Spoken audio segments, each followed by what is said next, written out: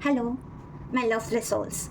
Welcome to my channel Arts and Heart, where we can make some arts from our heart. I'm extremely sorry for not being able to hear, and for that I want to compensate.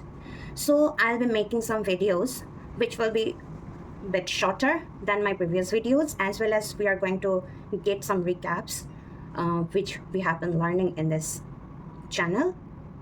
So let us start from the very beginning. To make a simple crocheting, we need some yarn. We generally call this macrame, but it is a bit thicker, so I'll be using this in my videos so that it will be a bit visible for you guys. So first we are going to learn how to hold a crochet hook. We have different kind of yarns, thicker, thinner, and based on that we have different kind of crochet hooks. So I'm going to show you the crochet hooks. These are the crochet hook I usually use. Some of them I have bought and some of them I have inherited from my aunt. So yes, this is an art technique which have been ruled over the world from the ancient time, I might say. So here the hooks. So I'll be using this one. This is 3mm hook, regular hook, but I guess I can also use this 4mm hook too, because this yarn is a bit thicker. So let me put aside all this crochet hook and we shall start crocheting. So now, how to hold the hook?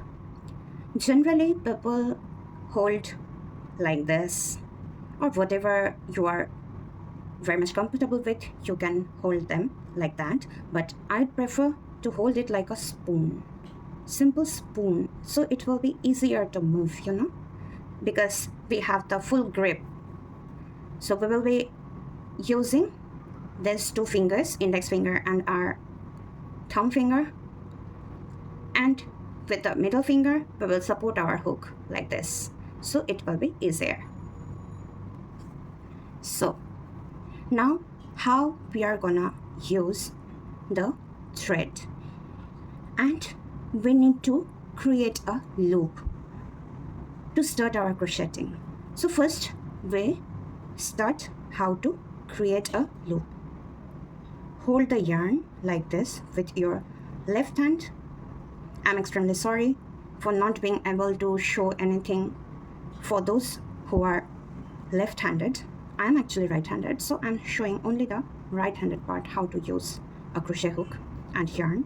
So making a loop, we are going to hold it like this, then wrap around like this. Okay, now insert your hook in between the loop. You can see this one and this one overlaps, and then use this finger to hold this yarn and pull. So our first loop is done. Now next part is we need to start crocheting.